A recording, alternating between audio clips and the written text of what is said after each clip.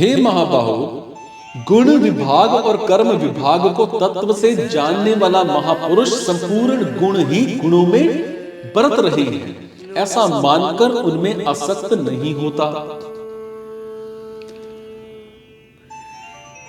पूर्व श्लोक में वर्णित अहंकार से मोहित अंतःकरण वाले पुरुष, इनसे तत्वज्ञ महापुरुष को सर्वथा भिन्न और विलक्षण बताने के लिए यहां तू पद का प्रयोग हुआ है।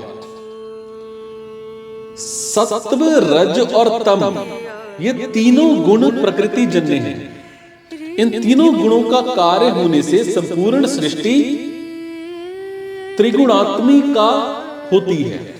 सो शरीर, इंद्रियां, मन, बुद्धि, प्राणी, पदार्थ आदि सब गुणमय ही है और यही गुण विभाग कहलाता है। इन शरीर आदि से होने वाली क्रिया कर्म विभाग कहलाती है। गुण और कर्म अर्थात पदार्थ और क्रियाएं निरंतर परिवर्तनशील हैं और पदार्थ उत्पन्न और नष्ट होने वाले हैं और क्रियाएं आरंभ और समाप्त होने वाली हैं। ऐसा ठीक ठीक अनुभव करना ही गुण और कर्म विभाग को तत्व से जानना है। चेतन स्वरूप में कभी कोई क्रिया नहीं होती, ये सदा निर्लिप्त निर्विकार रहता है, अर्थात उसका किसी भी प्राकृत पदार्थ और क्रिया से संबंध नहीं होता। ऐसा ठीक ठीक अनुभव करना ही चेतन को तत्व से जानना है। अज्ञानी पुरुष जब इन गुण विभाग और कर्म विभाग से अपना संबंध मान लेता है तब वो बंध जाता है। शास्त्रीय दृष्टि से इस बंधन का मुख्य कारण अज्ञान है, पर साधक की दृष्टि से राग ही मुख्य कारण है। राग अविवेक से होता है, विवेक जागृत होने पर राग नष्ट हो जाता है। ये विवेक मनुष्य में विशेष रूप से है। आवश्यकता केवल इस विवेक को महत्व देकर जागृत करने की है। सो साधक को विवेक जागृत करके विशेष रूप से राग को ही मिटाना चाहिए। तत्व को जानने की इच्छा रखने वाला साधक भी अगर पदार्थ और कर्म क्रिया इनसे अपना कोई संबंध नहीं मानता तो वो भी गुण विभाग और कर्म विभाग को तत्व से जान लेता है।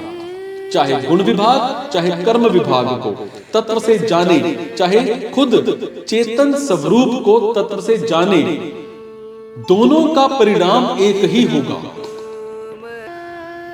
शरीर में रहते हुए भी चेतन तत्व मतलब स्वरूप सर्वथा अक्रिय और निर्लिप्त रहता है।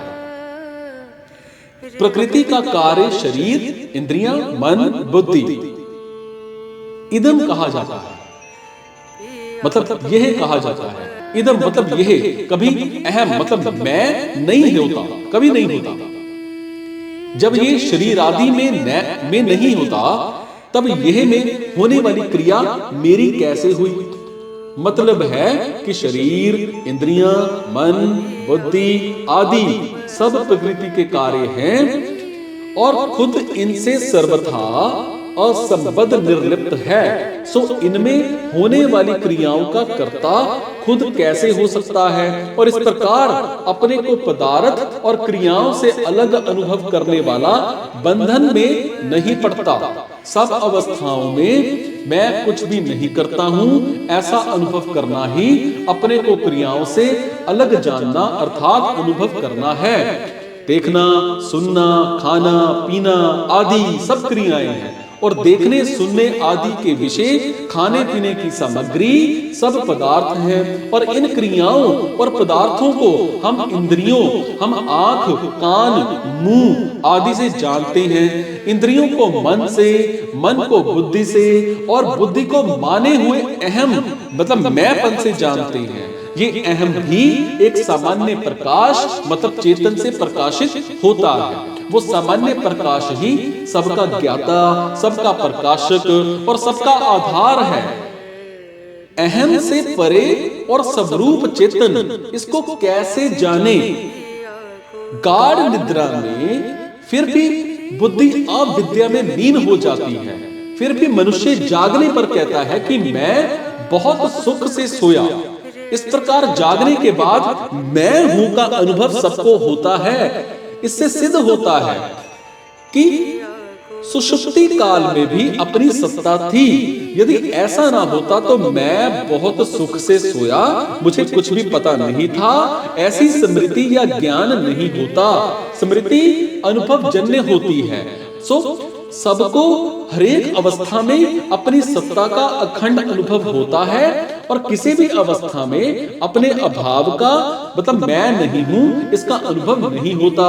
जिन्होंने माने हुए अहम मतलब मैंपन से भी संबंध विच्छेद करके अपने स्वरूप मतलब है का बोध कर लिया है, वो तत्वविद में हो ही नहीं सकता। आपको पता प्रकृति जड़ के बिना सिर्फ पुरुष चेतन सुख दुख का भोक्ता बन ही नहीं सकता। पुरुष में प्रकृति की परिवर्तन रूप क्रिया या विकार नहीं है, परंतु उसमें संबंध मानने अथवा ना मानने की योग्यता तो है ही।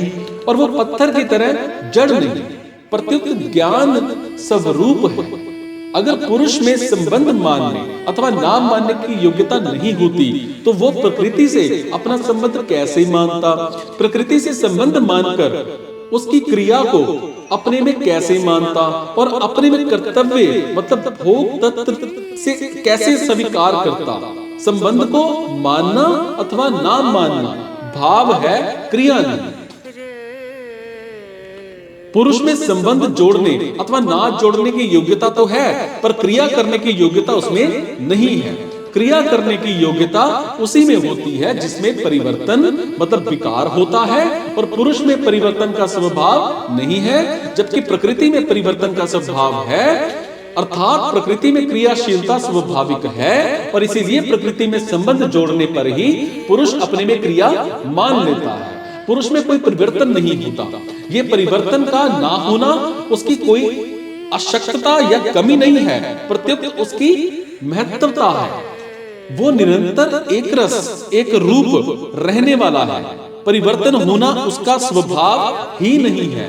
जैसे बर्फ में गर्म होने का स्वभाव या योग्यता नहीं है, परंतु क्रिया होना प्रकृति का स्वभाव है, पुरुष का नहीं। और परिवर्तन स्वरूप क्रिया होना प्रकृति का स्वभाव है, पुरुष का नहीं। परंतु प्रकृति से अपना संबंध ना मानने की इसमें पूरी योग्यता समर्थ स्वतंत्रता है, क्योंकि वास्तव में प्रकृति से संबंध मूल में नहीं है। प्रकृति के अंश शरीर को पुरुष जब अपना स्वरूप मान लेता है, तब प्रकृति के उस अंश में सजातीय प्रकृति का आकर्षण क्रियाएं और उनके फल की प्राप्ति होती रहती है, और उसी का संकेत देते हैं। और गुणों में अपनी स्थिति मानकर पुरुष चेतन सुखी दुखी होता रहता है, और वास्तव में सुख या फिर दुख की पृथक सत्ता नहीं है। इसीलिए भगवान गुणों से माने हुए संबंध का विच्छेद करने के लिए विशेष जोर देते हैं। तात्विक दृष्टि से देखा जाए तो संबंध विच्छेद पहले से सदा से ही है, केवल भूल से संबंध माना हुआ है। अतः माने हुए संबंध को अस्वीकार करके केवल गुण ही गुणों में बरत रहे हैं, और इस वास्तविकता को पहचानना है। तत्वज्ञ महापुरुष प्रकृति मतलब जड़ और पुरुष मतलब चेतन को स्वाभाविक ही अलग अलग जानता है, इसलिए वो प्रकृति जन्य गुणों में आसक्त नहीं होता। भगवान मत्वा पद का प्रयोग करके मानव साधकों को ये आज्ञा देते हैं कि वो भी प्रकृति जन्य गुणों को अलग करके मानकर उसमें आसक्त ना हो। कर्म योगी और सांख्य योगी दोनों की साधना प्रणाली में एकता नहीं होती। कर्मयोगी गुणों शरीर आदि इनसे मानी हुई एकता को मिटाने की चेष्टा करता है। इसीलिए श्रीमद् भागवत में कहा गया है कि भगवान ने भी इसीलिए कर्म योगी के लिए कर्म करने की आवश्यकता पर विशेष जोर दिया है। जैसे कर्मों का आरंभ किए बिना मनुष्य निष्कर्मता को प्राप्त नहीं होता, योग में आरूढ़ होने की इच्छा वाले मननशील पुरुष के लिए कर्म करना ही हेतु कहा गया है। कर्म योगी कर्मों को तो करता है पर उनको अपने लिए नहीं, हालांकि दूसरों के हित के लिए ही करता है। इसीलिए वो उन कर्मों का भोक्ता नहीं बनता। भोक्ता ना बनने से अर्थात भोक्तृत्व का नाश होने से कर्तव्य का नाश खुद हो जाता है। तात्पर्य ये है कि कर्तव्य में जो कर्तापन है वो फल के लिए ही है, फल का उद्देश्य ना रहने पर कर्तव्य नहीं रहता। इसलिए वास्तव में कर्म योगी भी कर्ता नहीं बनता। सांख्य योगी में विवेक विचार की प्रधानता रहती है, वो प्रकृति जन्य गुण ही गुणों में बरत रहे हैं और ऐसा जानकर अपने को उन क्रियाओं का कर्ता नहीं मानता। इसी बात को भगवान आगे 13वें अध्याय के 29वें श्लोक में कहेंगे कि जो पुरुष संपूर्ण कर्मों को सब प्रकार से प्रकृति के द्वारा ही किए जाते हुए देखता है और खुद मतलब आत्मा को अकर्ता देखता है, वही यथार्थ देखता है। और इस प्रकार सांख्य योगी कर्तव्य का नाश करता है और कर्तव्य का नाश होने पर भोक्ता का नाश खुद हो जाता है। और तीसरे अध्याय के आरंभ से ही भगवान ने कई उदाहरणों और दृष्टिकोणों से कर्म करने पर ही जोर दिया है। जैसे जनकादि महापुरुष भी निष्काम भाव से कर्म करके परम सिद्धि को प्राप्त हुए हैं। तीसरे अध्याय का 20वां श्लोक, मैं भी कर्म करता हूं। तीसरे अध्याय का 22वां श्लोक, ज्ञानी महापुरुष भी अज्ञानी पुरुषों के समान लोक संग्रहार्थ कर्म करता है। तीसरे अध्याय का 25वां 26वां श्लोक, इससे सिद्ध होता है कि प्रत्येक दृष्टि से कर्म करना ही श्रेयस्कर है। जो अहंकार से मोहित नहीं होता वो तत्व रहित होता है। और इस तत्वविद को ही दूसरे अध्याय के 16वें श्लोक में तत्वदर्शी कहा गया है। तत्वविद गुण विभाग और कर्म विभाग से अर्थात पदार्थ और क्रिया से सर्वथा अतीत हो जाता है। जब तक साधक का संसार के साथ संबंध रहेगा तब तक वो तत्वविद नहीं हो सकता। कारण कि संसार के साथ संबंध रखते हुए कोई संसार को जान ही नहीं सकता और संसार से सर्वथा अलग होने पर ही संसार को जान सकते हैं, और ये नियम है। और इसी तरह परमात्मा से अलग होकर कोई परमात्मा को जान ही नहीं सकता, परमात्मा से एक होकर ही परमात्मा को जान सकते हैं, ये नियम है। कारण ये है कि वास्तव में हम संसार से अलग हैं और परमात्मा से एक हैं। शरीर की संसार के साथ एकता है, हमारी खुद की परमात्मा के साथ एकता है।